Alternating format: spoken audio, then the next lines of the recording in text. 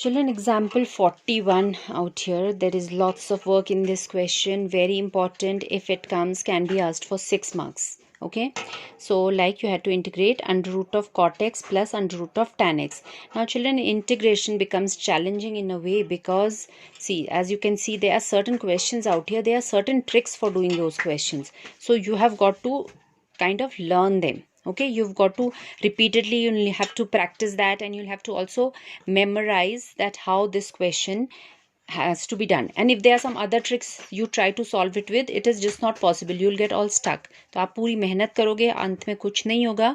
तो हर क्वेश्चन की एक स्पेशल ट्रिक होती है, the way to solve it. Okay, तो इसलिए integration becomes quite challenging. You need lots of practice. You need to redo these question 3-4 times to understand, memorise. Memorising I should say number of times. वो trick आपको कहीं ना कहीं ध्यान में रखनी है कि ओके ऐसा क्वेश्चन फॉर्म आया है तो ये मुझे करना है. ओके, सो वही ऐसी इस क्वेश्चन में मेरे ख्याल से ये सब खुद कभी हमें स्ट्राइक नहीं करेगा कि हमें ये करना चाहिए. बट इफ़ यू अंडरस्टैंड कि वो हो रहा है, उसका हमें एडवांटेज क्या मिल रहा है, तो वो मेमोराइज करना is not difficult. Okay, so इसमें आपको वही करना पड़ेगा, memorise. In fact they are most 50% of the question in this exercise are like this only. Okay, and it's that is why I said it is an important exercise. इससे questions भी आते हैं तो ज़्यादा मार्क्स के आते हैं क्योंकि वो चैलेंजिंग क्वेश्चंस हैं. Okay, little bit of memorizing is required. Okay, so like this was the question out here. So the first trick that they have done is they've taken this root tan x common.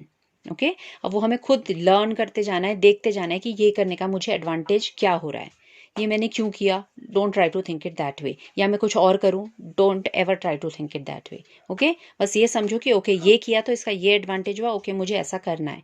ऐसे करके इन questions को करोगे, your work will become easier.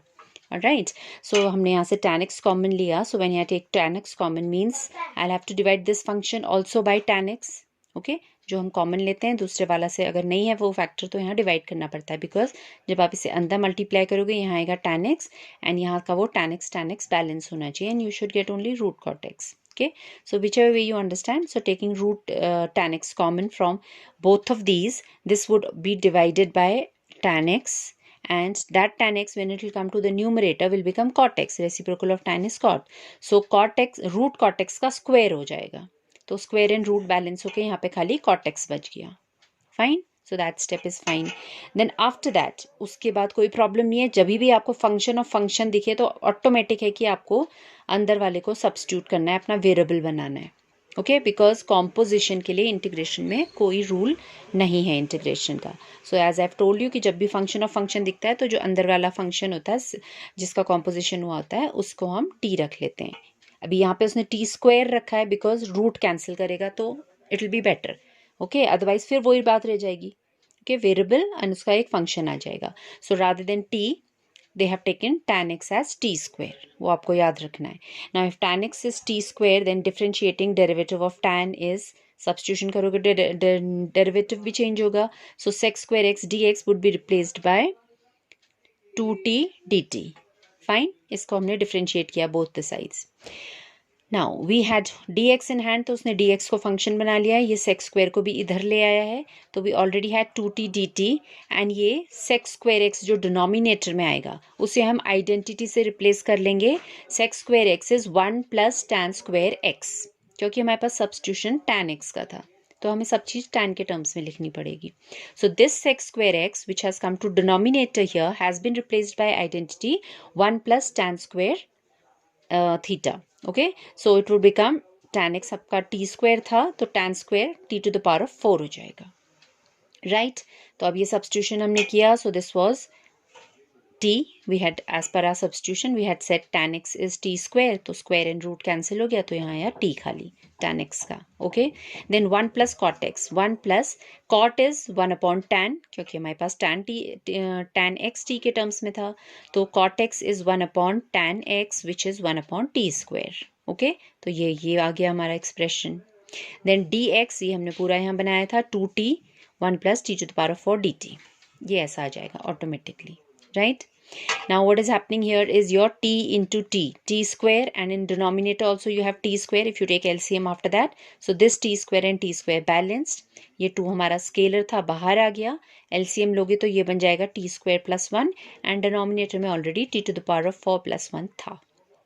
Fine. तो यहाँ तक expression बनाना है। अब यहाँ तक एक्सप्रेशन बना के अब ऐसे एक्सप्रेशन की ये स्पेशल फॉर्म है, ये भी आपको याद रखनी है। एट टाइम्स यू माइट, अभी तो यहाँ पे हमने इतनी मेहनत के बाद ये एक्सप्रेशन बनाया है आफ्टर ऑल दो substitution. At times you might get this expression only, वो सीधे ये भी दे सकता है आपको, इंटीग्रेट दिस। तो इसकी भी ये स्पेशल ट्रिक है जो आपको याद रखनी पड़ेगी कि जब हमारे पास एक वेरिएबल का स्क्वायर एज वेल एज उसका फोर्थ पार्ट चल रहा है, then what do we have to do? What we have to do is we will divide numerator as well as denominator by t square. So t square upon t square 1 upon t square, this becomes t square, this becomes 1 plus t square. ये trick है, आपको याद रखनी है। जब भी ये fourth पार, second पार, S की पार्स आएंगी, x में आ जाए, y में आ जाए, t में आ जाए, you have to divide it by square of that. अब ये एक्सप्रेशन आ गया। अभी इस एक्सप्रेशन में नेक्स्ट जॉब क्या है हमारा, इज कि हम इस वाले को होल स्क्वायर बनाते हैं। अभी वो हम क्यों बनाते हैं, बिकॉज जो हमारा न्यूमरेटर में इतना बड़ा एक्सप्रेशन आया है इसको हमें रिड्यूस करना है। We want expression in the denominator जिसके सब्स्टिट्यूशन से ये पूरा डेरिवेटिव में कंज्यूम हो जाए।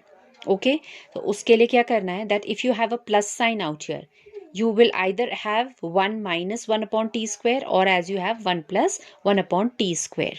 तो इसमें आपको क्या करना है, that if it is plus here, आपको नीचे माइनस का होल स्क्वायर बनाना है जैसे इसने बनाया है। एंड बाई चांस यहाँ नेगेटिव साइन होता 1 माइनस 1 अपॉन टी स्क्वायर, तो आप नीचे 1 प्लस 1 अपॉन टी स्क्वायर का 1 प्लस 1 अपॉन टी का होल स्क्वायर बनाते।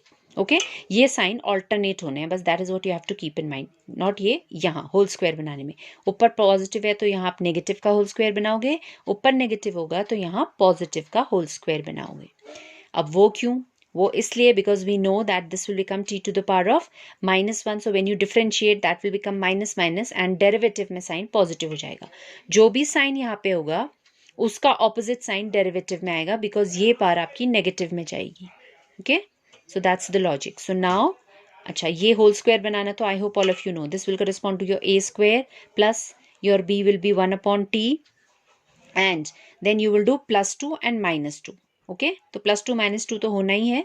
अगर आपको यहाँ प्लस दिख रहा है तो आप -2 इधर लेके a -1 अपॉन t का होल स्क्वायर बनाओगे तो +2 बच जाएगा।